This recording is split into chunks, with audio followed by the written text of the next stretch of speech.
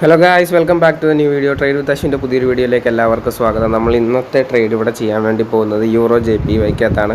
നമ്മൾ ഇന്നലെ അല്ല 2 ദിവസം മുന്നേ നമ്മളൊരു $14 നമ്മൾ വിഡ്രോവൽ എടുത്തിട്ടുണ്ടായിരുന്നു. ആ വിഡ്രോവൽ തിരിച്ച് നമ്മുടെ അക്കൗണ്ടിലോട്ട് തന്നെ വന്നു. അത് വിഡ്രോ ആയില്ല, അതുകൊണ്ടാണ് $29 കാണുന്നത്. അല്ലെങ്കിൽ നിങ്ങൾ ഇന്നലെ കണ്ടവരാണെങ്കിലും ഇന്നലത്തെ മിനിങ്ങാനത്തെ വീഡിയോ കണ്ടവരാണെങ്കിലും നമ്മുടെ കയ്യിൽ വെറും $15 മാത്രമേ ബാക്കിയുള്ളായിരുന്നു. എന്തായാലും നമ്മൾ ഇന്ന് ട്രേഡ് ചെയ്യാൻ വേണ്ടി പോവുകയാണ്. വീണ്ടും നമുക്കിനി റിക്കവർ ചെയ്യാനുള്ളതെന്ന് പറയുമ്പോഴത്തേക്ക് ഏകദേശം $5 to $6 നമുക്ക് റിക്കവർ ചെയ്യാനായിട്ടുണ്ട്. ഇച്ചിരി പാടാണ് കേസ്. എനിക്കാണെങ്കിൽ ആകെപ്പാടെ ഒരുമാതിരി രീതിയിലായിട്ടുണ്ട്. സൈക്കോളജിക്കൽ പ്രശ്നം എൻ്റെ ഇപ്പോഴും മാറിയിട്ടില്ല. സൈക്കോളജി ഞാൻ ഇപ്പോഴും സ്റ്റേബിൾ ആക്കിക്കൊണ്ടിരിക്കുന്നതേ ഉള്ളൂ.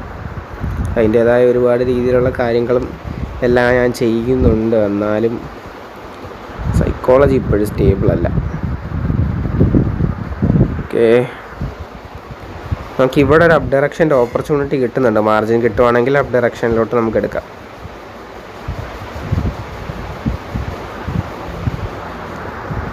ഓക്കെ, അപ് ഡയറക്ഷനിലോട്ടൊരു ഓപ്പർച്യൂണിറ്റി കിട്ടി. നമ്മൾ അപ് ഡയറക്ഷനിലോട്ട് എടുത്തു. നമുക്ക് നോക്കാം ഇനി എന്താ നടക്കാൻ വേണ്ടി പോകുന്നതെന്നുള്ളത്. കഴിഞ്ഞ വട്ടമാണെങ്കിലും ഇതുപോലൊക്കെ തന്നെ ആയിരുന്നു ഗൈസ്. ആദ്യത്തെ തന്നെ അങ്ങ് ലോസ് തുടങ്ങും, പിന്നെ അങ്ങോട്ട് അറിയാലോ എല്ലാവർക്കും എന്താ നടന്നതെന്നുള്ളത്. വീഡിയോ കണ്ടവരാണെങ്കിൽ അറിയാം. നല്ല പാടാണ്. സൈക്കോളജി സ്റ്റേബിൾ ആക്കുന്നതാണ് ഗൈസ് ഏറ്റവും വലിയ പ്രശ്നം എനിക്കിവിടെ. സൈക്കോളജി എൻ്റെ സ്റ്റേബിൾ ആകുന്നതേ ഇല്ല. ഞാൻ ഒരുപാട് നോക്കിയിട്ടുള്ളൊരു കാര്യമാണ് സൈക്കോളജി സ്റ്റേബിൾ ആക്കാനായിട്ട്.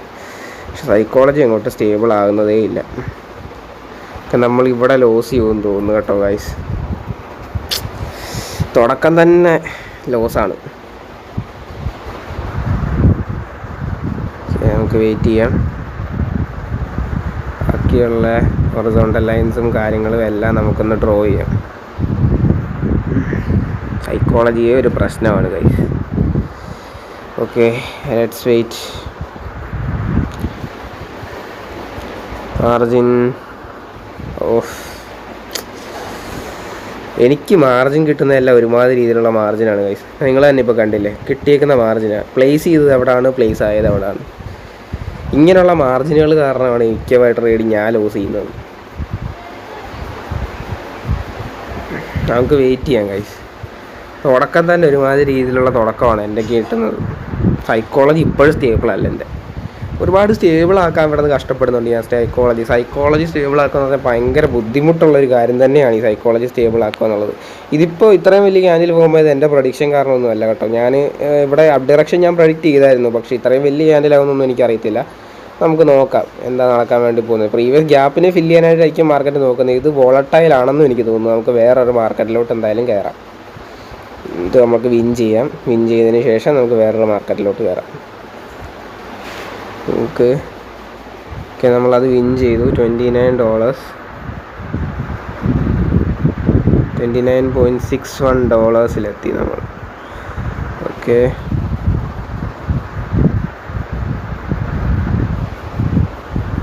അത്യാവശ്യം ടച്ച് പോയിൻറ്റ്സും കാര്യങ്ങളൊക്കെ ഉണ്ട്. നല്ല മാർക്കറ്റ്. വോളട്ടിലിറ്റി ഉണ്ട് ഗൈസ്. ഇതാണ് ഏറ്റവും വലിയ വിഷയം എന്ന് പറയുന്നത്. വോളട്ടിലിറ്റി ഭയങ്കര വിഷയമാണ് ഈ വോളട്ടിലിറ്റി. ഓക്കെ, നമ്മളിവിടെ ഒന്നുകൂടെ പറഞ്ഞു തരാം. നമ്മുടെ റെഡ് ലൈനാണ് നമ്മുടെ സപ്പോർട്ടിൻ്റെ ബ്രേക്ക് പോയിൻറ്റ്. ഗ്രീൻ ലൈൻ തൊട്ട് മണ്ടയ്ക്കുള്ള ഗ്രീൻ ലൈൻ നമ്മുടെ സോണാണ്. സപ്പോർട്ടിൻ്റെ മണ്ടയ്ക്കുള്ള 2 ഗ്രീൻ ലൈൻസാണ് നമ്മുടെ റെസിസ്റ്റൻസിൻ്റെ സോൺ എന്ന് പറയുന്നത്. തൊട്ട് മണ്ടയ്ക്കുള്ളത് നമ്മുടെ ടച്ച് പോയിൻ്റ് ആയിട്ടുള്ള നമ്മുടെ റെസിസ്റ്റൻസ് ആണ്. അതും ഒരു മേജർ റെസിസ്റ്റൻസ് ആയിട്ട് തന്നെ നമുക്ക് കണക്ക് കൂട്ടാൻ വേണ്ടിയും പറ്റുന്നതാണ്. നമുക്ക് എന്തായാലും നോക്കാം ഇനി അടുത്തത് എങ്ങനെയാണ് പോകാൻ വേണ്ടി പോകുന്നതെന്നൊക്കെയുള്ള കാര്യങ്ങൾ.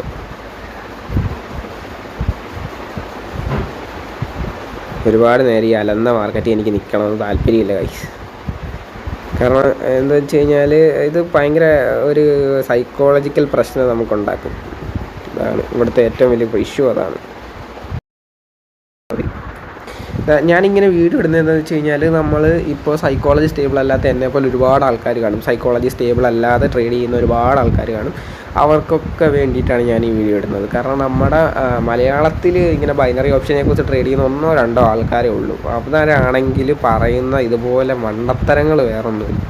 നിങ്ങൾ ഈ ട്രേഡിങ്ങിൻ്റെ ഫേസിലോട്ട് വന്നു കഴിയുമ്പോൾ പഠനം കുറച്ചേ ഉള്ളൂ. ഏറ്റവും കൂടുതൽ പാടുപെടാൻ പോകുന്ന ഒരൊറ്റ ഭാഗമാണ് ഈ സൈക്കോളജി എന്ന് പറയുന്നത്. എൻ്റെ പൊന്നോ, ഈ സാധനം ഒന്ന് കൈ കിട്ടാൻ എന്താ പാടാ. എനിക്കിപ്പോഴും സൈക്കോളജി എൻ്റെ ശരിയായിട്ടില്ല. ഞാൻ സൈക്കോളജി ശരിയാക്കാൻ വേണ്ടി നോക്കുന്നതിൻ്റെ നോക്കലാണ് ഈ മൊത്തം. സൈക്കോളജി ശരിയാക്കാനാണ് ഈ നോക്കുന്നത് മൊത്തം. സൈക്കോളജി ശരിയാകണ്ടായിരുന്നു. മാർക്കറ്റ് നല്ലതാണ്, പക്ഷേ വോളട്ടൈലിറ്റി ഉള്ളത് കൊണ്ട് തന്നെ ഒരു ഇതില്ല. ഓക്കെ, നമ്മുടെ റെസിസ്റ്റൻസിൻ്റെ ഭാഗത്ത് കിട്ടിയത് കൊണ്ട് റൗണ്ട് ഡയറക്ഷനിൽ ഒരെണ്ണം എടുത്തിട്ടുണ്ട്. നമുക്ക് ലോസ് ആകുമോ വിന്നാകുമോ എന്നുള്ളത് നോക്കാം. റെസിസ്റ്റൻസ് കിട്ടിയത് കൊണ്ടാണ് ഞാൻ എടുത്തത്. ഓപ്പർച്യൂണിറ്റി മിസ്സാക്കണ്ട, അതുകൊണ്ടാണ്.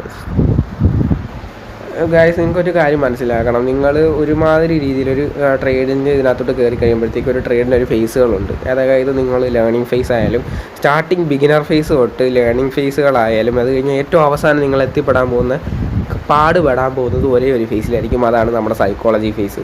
എൻ്റെ പൊന്ന് ഗൈസ്, ഇത് നമ്മളെ തല പെരുപ്പിച്ച് കളയും ഈ സാധനം, സൈക്കോളജി ഫേസ് എന്ന് പറയുന്നത്. അയ്യോ, നമ്മൾ മൊത്തത്തിൽ പെട്ടുപോകും. അതുപോലത്തെ രീതിയിലുള്ളൊരു ഇതാണ് സൈക്കോളജി ഫേസ് എന്ന് പറയുന്നത്. സൈക്കോളജിയെ നമുക്കൊന്ന് കയ്യിലെടുക്കുക എന്ന് പറയുന്നത് ബുദ്ധിമുട്ടുള്ള കാര്യമാണ്. എന്തായാലും നമുക്ക് നോക്കാം കാര്യങ്ങളെല്ലാം. ഇന്നലെ തന്നെ 2 ദിവസം ഞാൻ എന്തുമാത്രം പേടിച്ചാണ് ട്രേഡ് എടുത്തതെന്ന് എനിക്ക് പോലും അറിയത്തില്ല. ഡൗൺ ഡയറക്ഷനിലോട്ട് എടുത്തിട്ടുണ്ട്. റെസിസ്റ്റൻസിൽ വന്ന് നിന്നതുകൊണ്ടാണ്. കഴിഞ്ഞ വട്ടം റിജക്ഷൻ വാങ്ങിയതുപോലെ ഈ വട്ടം റിജക്ഷൻ വാങ്ങുമെന്നുള്ള പ്രതീക്ഷയിലാണ് ഡൗൺ ഡയറക്ഷൻ എടുത്തത്. നമുക്ക് നോക്കാം ഇത് വിന്നാകുമോ ലോസ് ആകുമോ എന്നുള്ളത്. എനിക്കാണെങ്കിൽ സൈക്കോളജി ഇഷ്യൂസ് ഭയങ്കരമായിട്ടുണ്ട്. ഈ ലോസ് ആയി കഴിയുവാണെങ്കിലും ഇപ്പോൾ $1 ട്രേഡാണ് എടുക്കുന്നതെങ്കിലും ഭയങ്കര ടെൻഷനാണ് മനസ്സിൽ. കാരണം ഇത് വിന്നാകുമോ ലോസ് ആകുമോ എന്നുള്ളതിനെക്കുറിച്ചുള്ള ടെൻഷൻസ് കാരണം ഭയങ്കര പാടാണ്. ഓക്കെ, നമ്മളിത് ലോസ് ചെയ്യുമെന്ന് തോന്നുന്നു ഗൈസ്. കുഴപ്പമില്ല.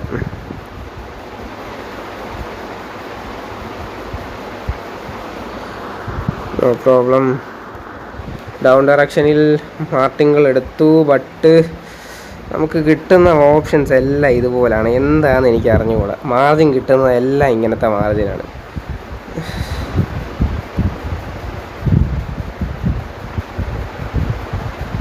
നമുക്ക് കുറച്ച് കഴിയുമ്പോഴത്തേക്കെന്ന് പറയുമ്പോഴത്തേക്ക് ഒരു പ്രാന്ത് പോലാവും ഗൈസ് ഇത്.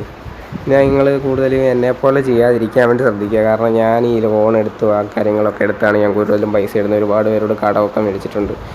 കടമെല്ലാം കൊടുത്ത് കഴിയുമ്പോഴത്തേക്ക് തന്നെ ഞാൻ മുടിയും ഗൈസ് മിക്കവാറും. ഇത് നമ്മൾ ലോസ് ആകുമെന്ന് തോന്നുന്നു.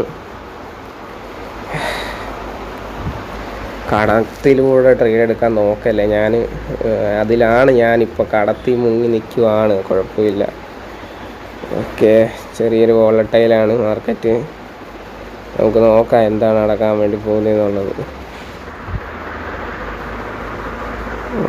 ഒന്ന് റീഫണ്ടായി, ഒന്ന് നമ്മുടെ കയ്യിൽ ലോസായി. No problem.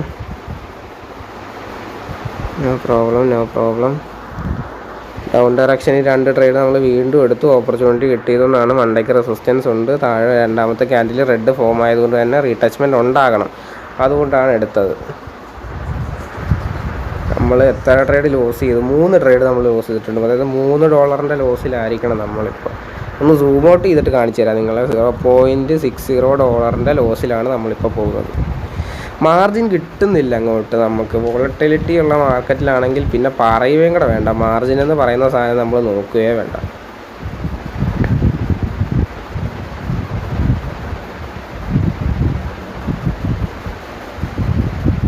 ഓക്കെ, നമ്മൾ ഈ ട്രേഡ് വിൻ ചെയ്യുമെന്ന് തോന്നുന്നു. പോക്ക് കണ്ടിട്ട് അങ്ങനെയാണ് തോന്നുന്നത്. ഓക്കെ, നമ്മൾ വിൻ ചെയ്തു ഈ ട്രേഡ്. ഓക്കെ, എത്രയിലെത്തിയെന്ന് നോക്കാം.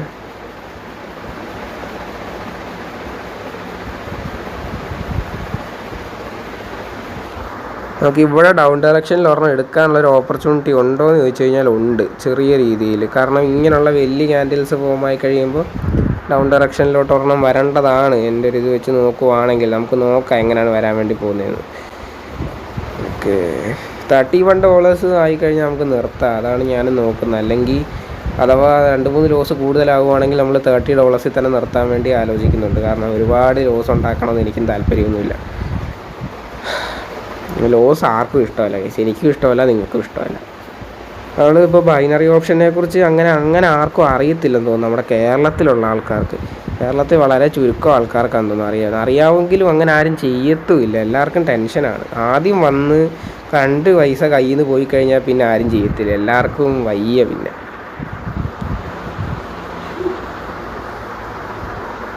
നോ പ്രോബ്ലം, നമ്മളത് ലോസ് ചെയ്തു. No problem. നമ്മൾ അപ് ഡയറക്ഷനിൽ 2 ട്രേഡ് എടുത്തിട്ടുണ്ട്. മാർജിൻ വീണ്ടും പോയി, എന്തോ പറയാനാന്ന് പറ.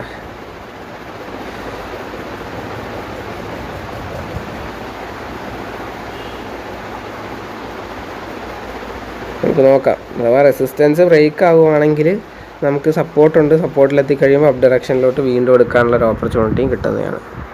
നമുക്ക് നോക്കാം എന്താണ് നടക്കാൻ വേണ്ടി പോകുന്നത് എന്നുള്ളത്.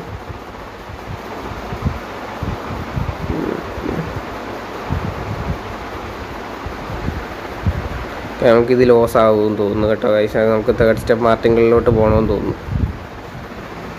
സെക്കൻഡ് സ്റ്റെപ്പ് മാർട്ടിങ്ങളിലോട്ട് പോകണമെന്ന് തോന്നുന്നു നമുക്ക് കണ്ടിട്ട്.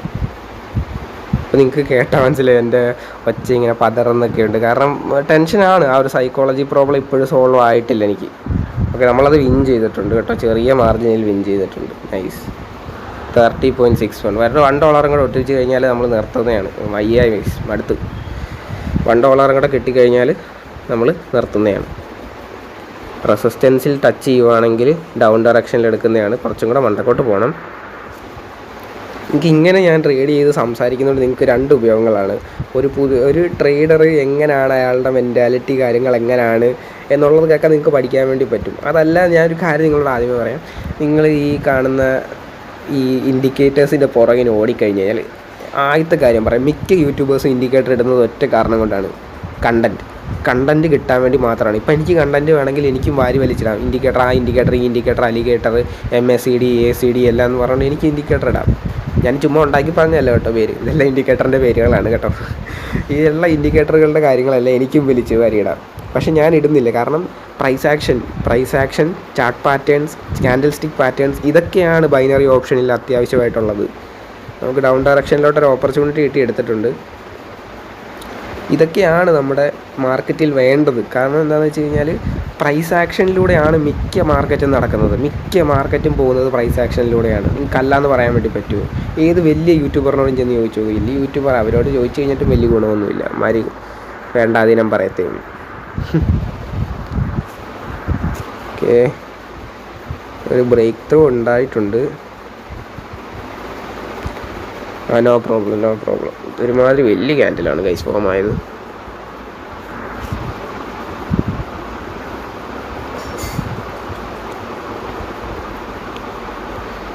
റിജക്ഷൻ ആകുന്നൊക്കെ ഉണ്ട്, നമുക്ക് നോക്കാം.